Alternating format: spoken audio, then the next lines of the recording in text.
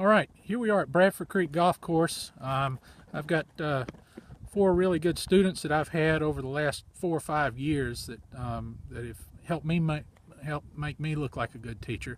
But we've got Seth here, we've got Scout, we've got Nick, and we've got Will. And these 4 guys, these are the 4 students who've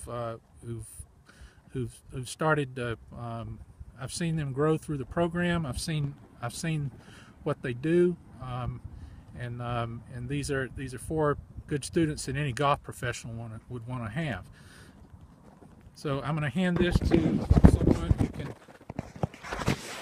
So what we're talking about here, what we're doing here is a putting drill, because as I say, you drive for show, you putt for dough. But putting is going to be the first place where you save the most strokes. If you want to drop your scores, putting and short game, we'll deal with short game later. And it's very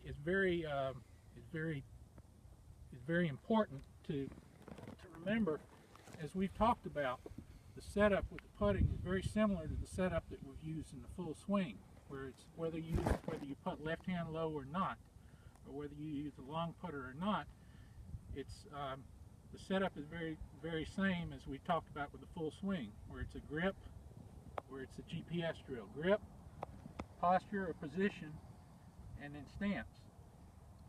And that follows along with my philosophy that a good setup in the golf swing will help will cure a lot of ills before you even start messing with the swing.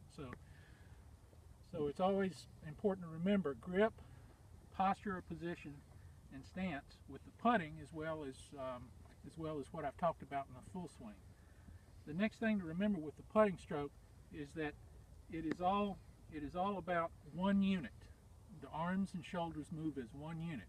The biggest error that we make sometimes is that we break our wrist down in that manner, and what that does is get the putt offline, gets the face at the wrong angle, and it gets everything really not optimal. So when you putt, let's remember, I've got 3 yellow colored golf balls here for better visual, but once you go through your GPS routine and you're set up, you're looking at your target.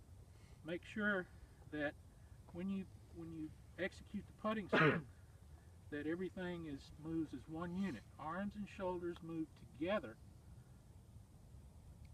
and as you putt, you stay down on it.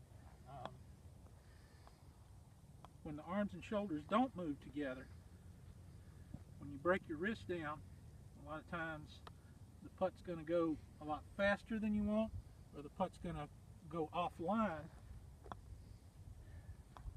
If you break your wrist down and try to swing as you would with a pitching wedge or a sand wedge, you break your wrist down, you're liable to close the club face, and then the ball goes to the left of the target, and of course if you open the club face, the ball goes to the right of the target. So that's basically a summary of the things that we're going to deal with today. And you can go ahead and press stop.